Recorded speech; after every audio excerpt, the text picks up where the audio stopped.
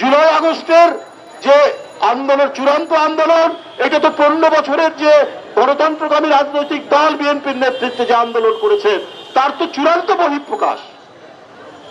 এটাকে আপনারা বিভাজন করছেন কেন? এই 15 বছরের মধ্যে ইলিয়াস নেই, সুমন নেই, চৌধুরী আলম নেই, অদৃশ্য করা হয়েছে। এদেরকে কেন করা হয়েছে? কারণ এরা সোচ্চার ছিল অবাধ সুষ্ঠু নির্বাচন এবং ফ্যাসিবাদ থেকে বাংলাদেশে মুক্তিকর ঘটানো। এই কারণে জীবন দিয়েছে। সেই জীবনের একটা চূড়ান্ত বহিঃপ্রকাশ দেখলাম। শিশু, তরুণ, কিশোররা জুলাই আগস্টে তারা জীবন দিয়ে শেখ হাসিনাকে বিতরণ করেছে। আমরা উপদেষ্টা সাহেবদেরকে বলবো যে আপনারা এগুলোকে এই 15 বছর 16 বছরের আন্দোলন আর জুলাই আগস্টের আন্দোলনের মধ্যে বিভাজন রেখা তৈরি করছেন কেন?